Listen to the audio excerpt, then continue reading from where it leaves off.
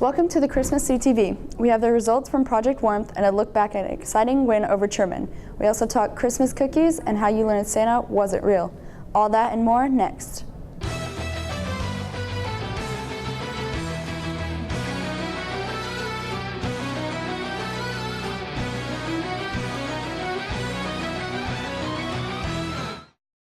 Hi, I'm Alyssa Twinner once again. We own a bragging rights over Truman. Our boys basketball team beat the Patriots 47-46 on Friday night to bring home the Three Trails Trophy. The break doesn't mean a break for the basketball team. They play in a tournament at William Jules starting next Monday. Wrestling also competes over the break. They will participate in a tournament in Belton on December 30th. We won't know until later this week if we beat Truman in another competition Friday night. Student Council collected a total of almost $500, and the softball team donated 29 blankets for Project Warmth. Everything will go to help kids and families in our community stay warm this winter. Seniors kept the atrium to themselves these past 2 days, thanks to the win in the Holiday Change Challenge. The class of 2017 donated almost $152. In all, we raised a total of $632. Congratulations, everyone, especially the seniors. A big holiday tradition in this area revolves around the plaza. The Plaza Lights have been a Kansas City tradition for 87 years. These special lights tend to draw people from all over. 15 blocks of the Country Club Plaza covered in lights, every window, tower, and dome adorned with elegant bright lights. A few students here at Chrisman already visited the plaza. Each possesses his favorite part about the plaza during the holidays. It's just happy, peaceful. I mean, everybody's there, and it's all just fun seeing the lights. Just the lights itself. It's just pretty. The horse carriages, because it's just like one of those things like, I don't know, it's just like cool to see all the people riding in the carriages. Chrisman students say they will go back to the plaza next year. Yeah, definitely. Hopefully with my family and my girlfriend. Definitely. I'll probably go back this year too. You still have plenty of time to catch the lights shining throughout the plaza. You don't need to go to the plaza to see great decorations. Many people go all out on their own homes. CTV's Robert Young talked to some bears about when theirs goes up, comes down, and which are their favorites. I put my Christmas tree up on Thanksgiving Day because it's a tradition that my grandma started back in the day. I put my Christmas decorations up about a week ago. I put my Christmas decorations up on December 1st. I keep my Christmas decorations up only a day after Christmas because you can only look at it for so long before you get tired of it. So like 2 days after Christmas, then they're gone. I usually keep my Christmas decorations up after New Year's. My favorite kind of decorations are the trees. My favorite type of decoration is a Christmas tree. I like the trees because they got all the cool lights on them, all the little ornaments and stuff like that, the stars on the top. My favorite kind of decorations are the ones we can eat. Popcorn, candy canes, etc. 'Tis the season to be gaming. CTV's Tyler Nickel gives us the rundown on this season's hottest games. With the holidays right around the corner, big-name game companies oftentimes will release their game right around time to generate anticipation for the game, while giving parents and students time to grab their copy before it's sold out everywhere. Without further ado, here are a few of the most wanted games for 2016's holiday season. Number 5, Slime Rancher. This cute little Steam game has recently piqued people's interest. At its core, it's a simple farming game where you collect food and feed your animals. But in this game, instead of animals, you get slimes. Popular YouTubers such as Jacksepticeye recently played the game, which may have contributed to its rise in popularity. But it's called Slime Rancher, and it looks really cute, and all these dudes have been bouncing around the screen for the last 5 minutes. And something came down and exploded them all, and they all just went, woohoo, up in the air. Oh, this is going to be the happiest game ever made. Number 4, The Last Guardian.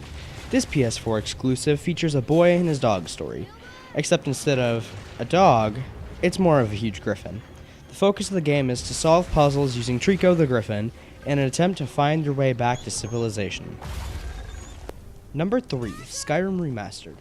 Back to the land of Tamriel, where an epic quest ensues. Based on the game's success of the original release of Skyrim, the game developer decided to upscale the game to Xbox One and PlayStation 4, updating its graphics and adding all the downloadable content to the pre-existing game. Number 2, Pokemon Sun and Moon. Pokemon games are a staple in the gaming scene with every release, but this year an updated journey style to reach a common and familiar goal may be the reason this game rates so high. not just among children, but veterans of the game as well. Number 1, Dead Rising 4. Have you ever wanted to blow up a zombie with a Christmas ornament launcher, or finally put that brick-like fruitcake to use? Then Dead Rising may be for you. With a story based around the Christmas time of year, in the middle of the most recent zombie outbreak, Dead Rising 4 is arguably the stocking stuffer your gamer will want this year. Not see a game you want on your list? Send us the list of your top 5 at WC_broadcast.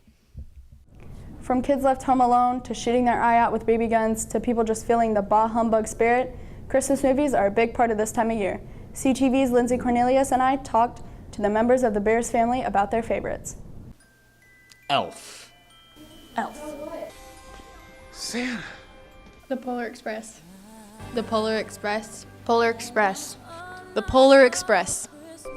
Now, what would you like for Christmas? My favorite Christmas movie is Die Hard. The Grinch. Oh. That's it, I'm not going. A Christmas Horror Story. The Santa Claus. Dad! You gotta see this! Don't touch anything. It's great! It's a Wonderful Life. You want the moon? Just say the word and I'll throw a lasso around it and pull it down. The Nightmare Before Christmas. What's this? What's this? There's color everywhere. What's this? There's white things in the air. When watching movies or doing something else, Christmas cookies serve as a popular treat, and not just for Santa. We sent CTV's Latasha Davis to find out your favorite type. People may have a favorite type of cookie they like to eat, but their favorite Christmas cookie may be different. Chocolate chip. My favorite type of Christmas cookies are sugar cookies with a lot of frosting on top. I like peanut butter cookies. Chocolate chip cookies are my favorite. Peanut butter cookies with the snowman icing. I like the kind you put your thumbprint in and then put some jelly in there. My favorite type of Christmas cookies are cookies with chocolate on top. Some make their cookies. Yes, I sure do. Every year with my mom. Yeah, I used to like a couple years back. I do for little kids to put out for Santa Claus. Yeah, I do. Yes, I do. I make a lot of cookies for Christmas. My favorite Christmas cookie is one that I make called candy cane cookies.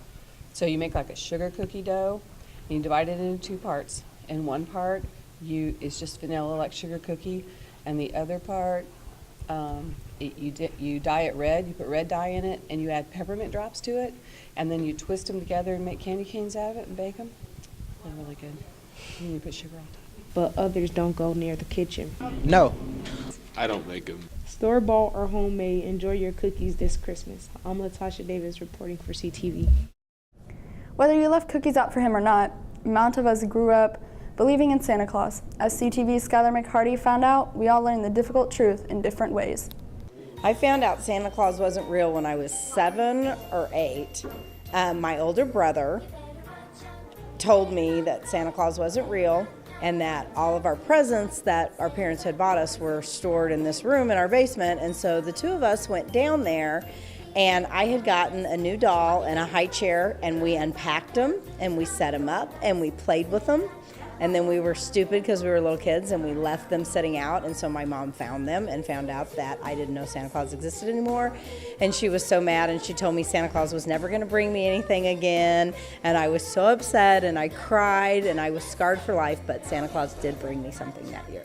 Well, my dad sat me down at the table and we were having a conversation about why I thought Santa Claus was real. I was like, well, because he's real, and I think he's real because I've seen him. And he said, well, he's not, and he made me cry. When I was in the 1st grade, I was playing hide and seek with my little brother down in the basement, and I went to hide in our basement closet. It's where we had all the coats and like sweaters and stuff when it was summer, and t-shirts when it was winter, our out of season stuff. And so I dug in behind the clothes and I sat down, and I happened to sit inside just a bunch of boxes that were marked from Santa to me and to my little brother and to my little sister, and I put 2 and 2 together. My mom actually never knew that I found those presents until I was an adult. I didn't tell her, so she kept pretending that there was a Santa Claus for a few years. But that is the moment that I realized he didn't exist. I was about 7 years old, and I found out because I was sneaking through my mom's closet trying to find Christmas gifts. And sure enough, when I opened the door, I seen all my gifts and a bike. And when she came home, I was on my bike outside, and yeah, that went bad. Whenever I was a young boy, I saw Santa Claus wheeling in the bike that I asked for Christmas. So that's kind of how I knew that, well, Santa Claus wasn't Santa Claus. Okay, so it was about a week before Christmas, and I was talking to my mom, and I've been asking her prior years if Santa Claus was real and if the Tooth Fairy was real. And one day she agreed to tell me, and so she grabbed my arm and we went in the bathroom, and my brother was out there, and he's the oldest one, but she didn't want him to find out because he wasn't asking, so she told me in the bathroom, and I was like, oh, I knew it. I think I was like 4 or 5. My older brother, they told me Santa wasn't real, and they made me stay up and listen and wait, and they would say, see, it's Mom and Dad. So when I was 4 or 5, my older brother told me straight to my face. I think I cried. When I was about 5, I was at my grandma's house for Christmas, and my birthday's December 24th, so it was kind of early for me. And my dad, I was very smart as a child, and he thought that he was going to be Santa Claus, and I was asleep, and he came in the room dressed as Santa Claus, and his hat fell off. So I knew right then Santa Claus wasn't real. I was in the 5th grade, and my teacher just said it out loud one day. We was all like, what? And she said, Santa Claus is not real. I don't know why y'all believe in that. I was like, you just ruined all our lives. What? I was in the 3rd grade, and my dad, he helps the school, so he came one day to give out like presents, and then I went to the bathroom, and he kind of followed me. Then he took off his beard to, like say hi or whatever, and I just started crying. It was horrible. Santa Claus is coming to town. Now a special edition of Warm and Fuzzy Fridays on a Tuesday. Enjoy some Grinch cats.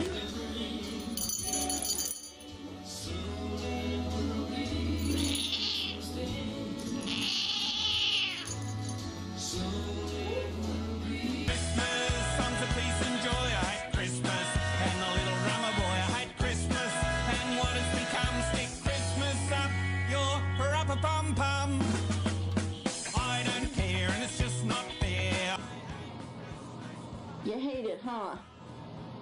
You really don't look happy. That's it for our Christmas CTV. I'm Alyssa Twinner. From all of us at CTV, have a Merry Christmas and a Happy New Year. See you next semester, Bears.